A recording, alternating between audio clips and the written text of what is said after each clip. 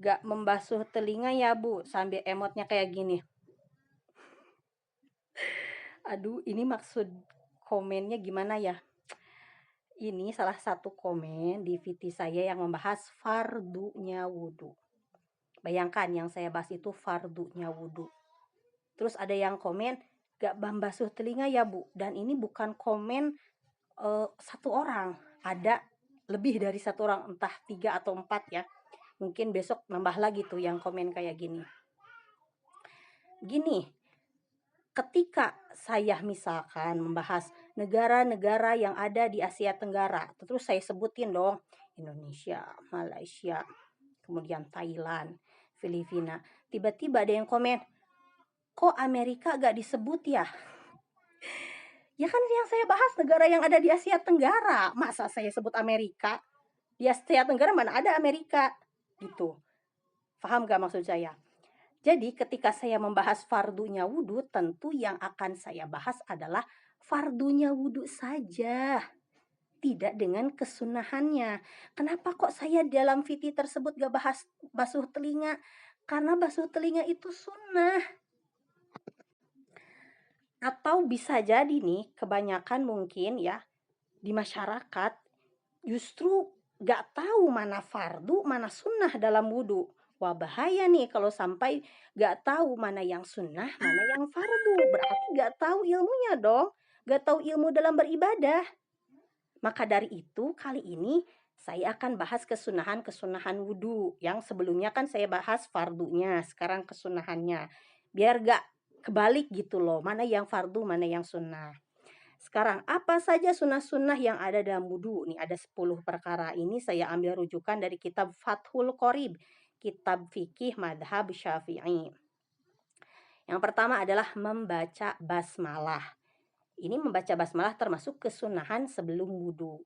Yang kedua, mencuci kedua telapak tangan. Telapak tangan ini kesunahan sebelum wudhu. Kemudian yang ketiga, berkumur-kumur. Ini juga kesunahan sebelum wudhu. Kemudian istinsyak atau menghirup air ke hidung. Gitu. Kemudian yang kelima, mengusap seluruh bagian kepala. Kalau fardunya saja dalam madhab Syafi'i itu mengusap sebagian kepala ya. Sedikit dari kepala.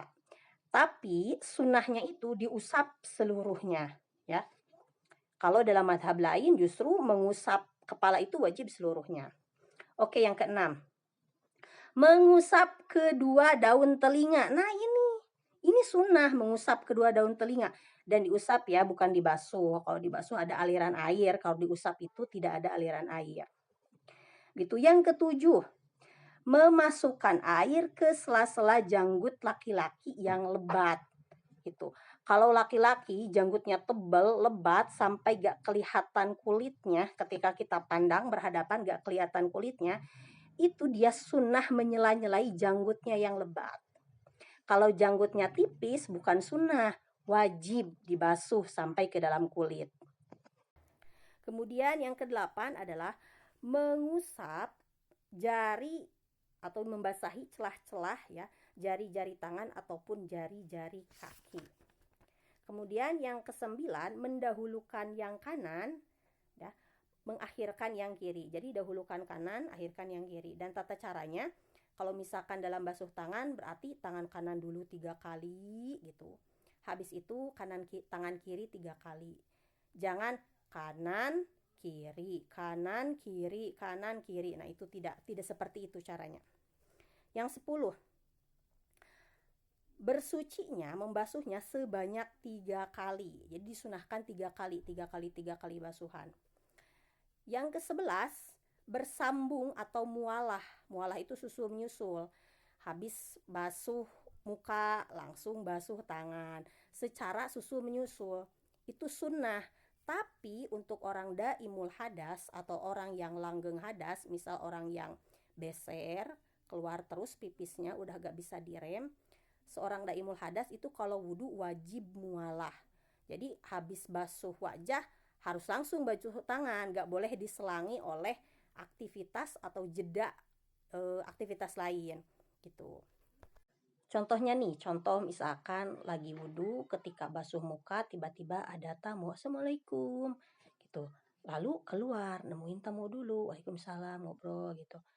Habis itu kembali lagi ya ke tempat wudhu, dilanjutkanlah membasuh tangan. Artinya dia basuh tangan, basuh wajah ke basuh tangan itu tidak mualah.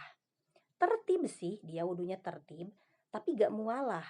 Nah kalau ini untuk orang yang selain daimul hadas, mualahnya ini hukumnya sunnah. Artinya wudhu dia tetap sah, cuma gak dapat pahala mualah. Tapi untuk daimul hadas, orang yang langgeng hadas, mualah ini wajib. Kalau dia wudhunya seperti tadi, tidak mualah, itu wudhunya tidak sah karena dia daimul hadas. Bacakan hadisnya. Nah ini hadisnya, an Abi Hurairah qala sami'tu Rasulullah sallallahu alaihi wasallam yaqulu inna ummati ya'tuna yaumal qiyamati gurran muhajjalina min atharil wudu'i faman istata'a minkum ayyutila gurratahu falyaf'al. Ini hadis riwayat Bukhari Muslim. Nah, begini ya. Jadi bahwa Nabi Muhammad itu Rasulullah Shallallahu Alaihi Wasallam itu berkata bahwa umatku akan datang di hari kiamat dalam keadaan wajahnya itu bercahaya, tangannya itu bercahaya karena bekas dari wudhu. Oleh karena itu ya, barang siapa yang bisa memanjangkan gitu, melebihkan basuhan mukanya, melebihkan basuhan tangannya, maka lakukanlah. Itu hikmahnya. Orang yang melebihkan membasuh muka, orang yang melebihkan membasuh kedua tangan, nanti di hari kiamat itu wajahnya dan tangannya akan bercahaya. Lalu kesunahan yang lain adalah tidak berbicara ketika sedang wudhu ya. Berbicara saat wudhu itu makruh karena memang disunahkannya tidak berbicara ketika sedang wudhu ya. Jangan dianggap bahwa berbicara itu membatalkan wudhu. Gak ada tuh hal yang membatalkan wudhu dengan berbicara ya. Selanjutnya hal yang disunahkan dalam wudhu adalah menggosok-gosok ketika membasuh anggota wudhu. Itu juga sunnah. Kalau dalam madhab syafi'i ya, kalau dalam madhab maliki menggosok-gosok anggota wudhu itu hukumnya wajib. Kemudian menghadap kiblat gitu.